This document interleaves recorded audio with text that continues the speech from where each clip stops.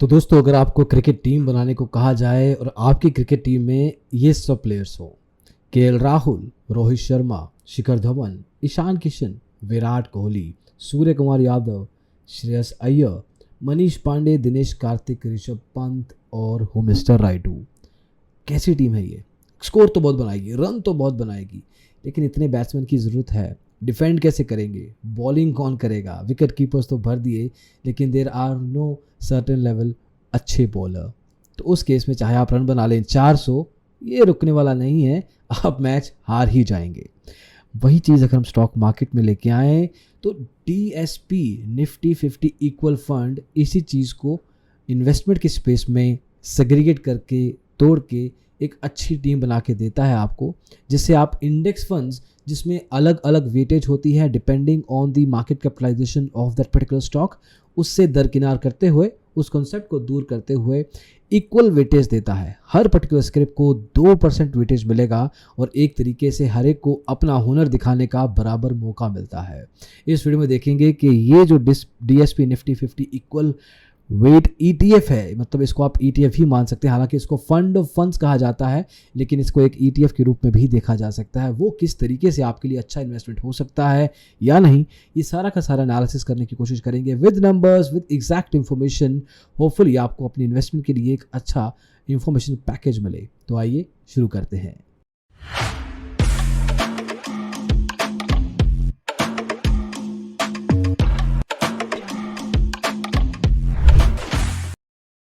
तो दोस्तों, DSP equal Nifty 50 fund, ये पर्टिकुलर फंड एक तरीके से, जैसे आपको बताया, सबको अपॉर्चुनिटी देता है।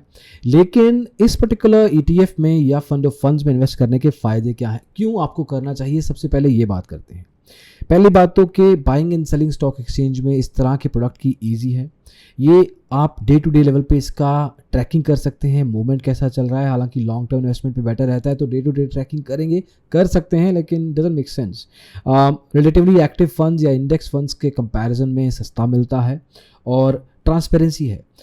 ये पर्टिकुलर ETF है 21 अक्टूबर से 29 अक्टूबर तक ओपन है। आप इन्वेस्टमेंट पीरियड चल रहा है, ये आप इन्वेस्टमेंट करना चाहें तो कर सकते हैं।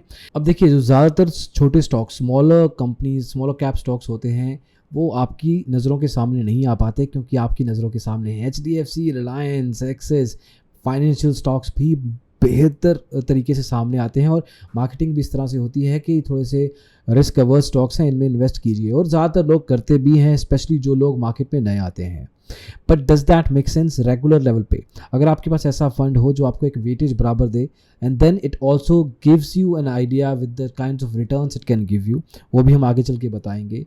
Plus at the same time you have a very diversification. आपने हर सेक्टर को ट्राई करने की कोशिश की, rather than putting your eggs in the same basket. For example, जैसे financial sector takes away around 30 to 40% of the overall capitalization. आपकी diversification का 30 से 40% अकेला एक सेक्टर लेके जाता है, और इंडिया में तो सैकड़ों सेक्टर हैं। तो एक तरीके से आपने मौका ही नहीं दिया बाकी के सेक्टर्स को फ्लोरिश करने का, एटलीस्ट अपने पोर्टफोलियो में।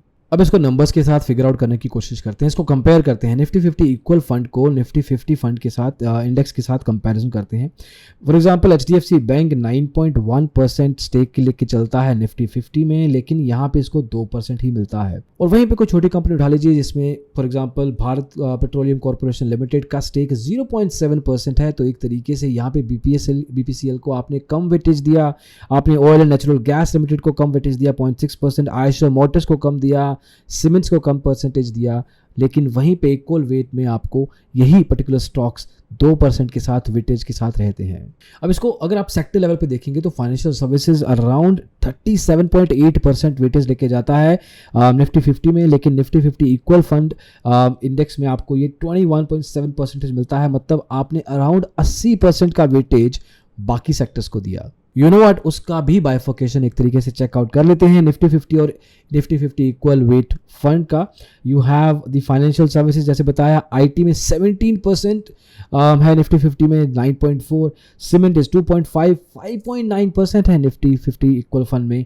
तो ऐसा आपको सिर्फ स्टॉक लेवल पे नहीं, आपको सेक्टर लेवल पे भी दिखेगा कि consistency is huge, because see 21% is more, because ज़्यादातर कंपनीज वहाँ से मार्केट कैपिटलाइजेशन के बेस पे ओवरऑल इंडिया में फाइनेंशियल सर्विसेज से आती हैं, but that does not mean कि बाकी के सेक्टर्स को उतनी इज्जत नहीं मिलनी चाहिए। अगर आप इन्वेस्ट ही नहीं करेंगे तो कंपनीज बड़ी कैसे होंगी, कंपनी बड़ी नहीं होंगी तो ग्रोथ कैसे होगी, और ग्रोथ नहीं होगी तो फिर ऑब्वियसली वो कभी भी बड़े मार्केट कैपिटलाइजेशन के साथ बड़ी कंपनीज नहीं बन पाएंगी।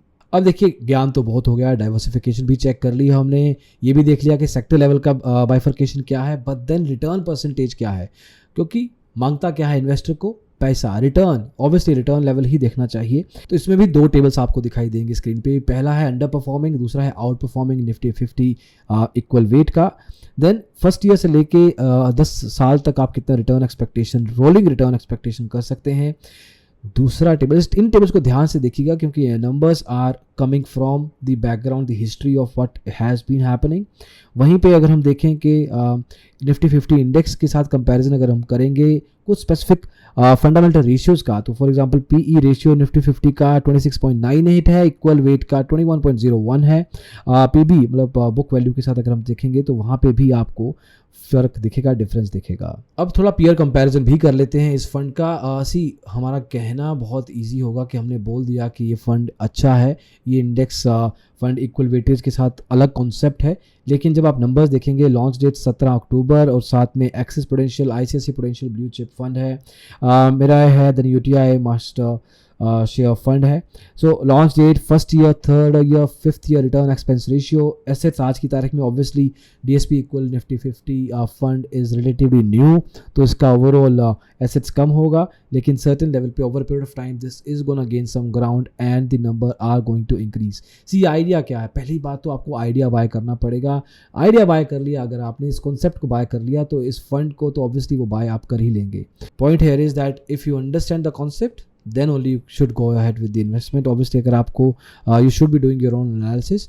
विदाउट योर ओन एनालिसिस किसी की बात भी नहीं माननी चाहिए, चाहे वो राकेश झुंझुन वाला ही क्यों ना हो।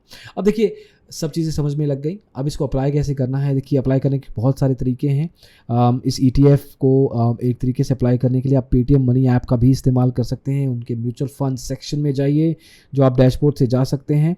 Then new fund offer NFO दिख जाएगा सेक्शन, वहाँ पे आपको DSP इक्वल निफ्टी 50 फंड को सेलेक्ट करना है। इन्वेस्ट नाउ का बटन दिखेगा दोस्तों, वहाँ पे आपको उस पर जैसे आप टैप करेंगे, you need to put out the kind of investment you want to do, कितना पैसा डालना है।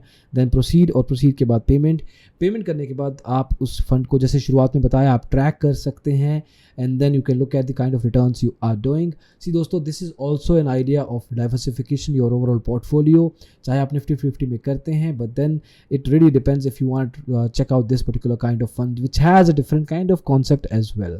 तो अगर आपने क्रिकेट टीम में सभी बैट्समैन रखे थे तो अब वो टाइम आ गया है कि 5 या 4 या 6 बैट्समैन रखें, एक विकेट कीपर जो अच्छी बैटिंग कर पाए, 3 से 4 bowler, may be 5 bowler, depending on the market conditions, Australia में खेल रहे हैं या इंडिया में, स्पिनर चाहिए या फास्ट बॉलर।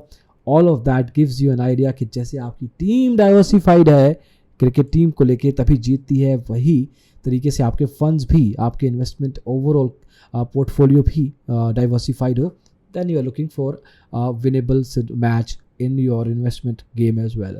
तो होपफुली दोस्तों ये आइडिया आपको समझ में आया हो। पूरी डिटेल जानने के लिए डिस्क्रिप्शन में लिंक मिल जाएगा आपको।